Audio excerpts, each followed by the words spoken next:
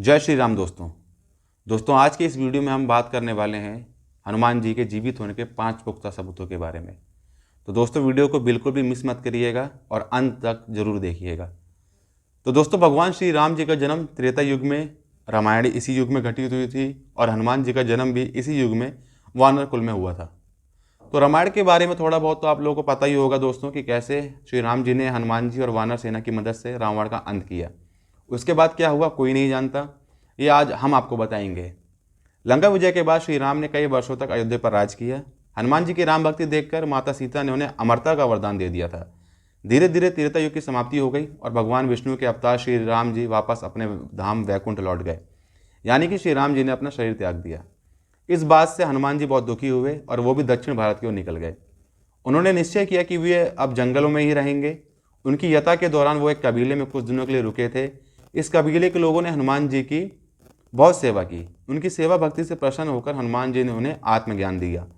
आत्मज्ञान वह दिव्य ज्ञान है दोस्तों, जिससे आपको अपने वर्तमान, भविष्य और भूतकाल सबका पता चल जाता है और यह भी पता चल जाता है कि अगले जन्म में आप कहाँ होगे और पिछले जन्म में आप कहाँ थे। उस कबीले के लोगों ने हनुमान जी से आग्रह किया कि वह समय समय पर वापस लौटकर उनके आने वाली पीढ़ी को भी ये आत्मज्ञान दें। तब हनुमान जी ने उस कबीले को वचन दिया कि वह हर 41 साल में एक बार आत्मज्ञान देने आएंगे। बहुत सालों तक इस कबीले के बारे में किसी को पता ही नहीं था, लेकिन कुछ सालों पहले विदेशी वैज्ञानिकों ने इस कबीले को ढूंढ निकाला।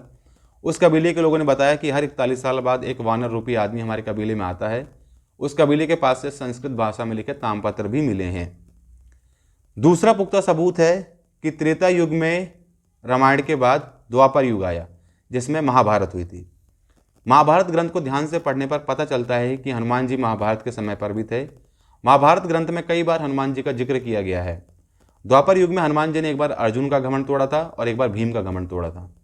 इन दोनों कहानियों को उल्लेख महाभारत में दर्ज है।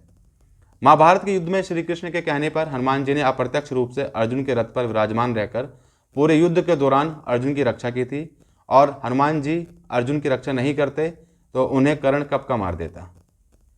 तीसरा पुख्ता सबूत है कि द्वापर युग के समाप्त होने के बाद जब कलयुग आया और इस युग में हनुमान जी के पुख्ता सबूत मिले हैं जीवित होने के।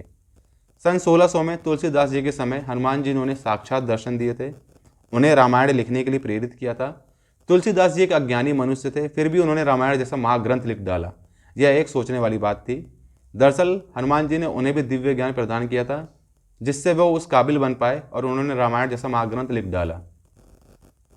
इस प्रकार बहुत से संतों ने हनुमान जी के दर्शन का दावा किया है, जैसे सत्य साई बाबा, स्वामी रामदास जी, नीम करोड़ी बाबा जी, राघवेंद्र स्वामी जी और ऋषि माधवाचार्य। ये सभी संत बहुत ही सिद्ध हैं और इनकी शक्तियां देखकर देश विदेश के लोग उनसे प्रभावित हुए हैं। नीम करोड़ी बाड़ा के फॉलोअर में सबसे बड़े नाम फेसबुक के मालिक मार्क जुकरबर्ग का है। चौथा पुख्ता सबूत है दोस्तों कि भगवान हनुमान जी की पूजा अमेरिका में भी की जाती है। जी हाँ दोस्तों, अमेरिका में लोगों ने बहुत बार मानव रूपी एक विशालकाय जीव को देखा है, जिसे उन्होंने बिग फीट का नाम दिया है। और अमेरिका में माया सभ्यता, जो कि हजारों साल पुरानी है, वो भी एक मंकी गॉड की पूजा करती है। इस मंकी गॉड की प्रतिमा एकदम हनुमान जी जैसी ही लगती है। पांचवा और आखिरी पुख्ता सबूत है कि हमारे देश में कई जगह बड़े बड़े पैरों के निशान आज भी मौजूद हैं, जो किसी इंसान के तो बिल्कुल भी नहीं हो सकते। तो क्या ये हनुमान जी के पैरों के निशान है?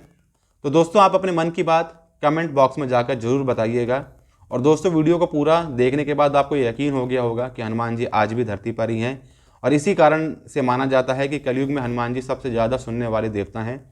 अगर सच्ची श्रद्धा से उन्हें पूजा जाए तो भक्त की रक्षा करने क्षण में प्रकट हो जाते हैं।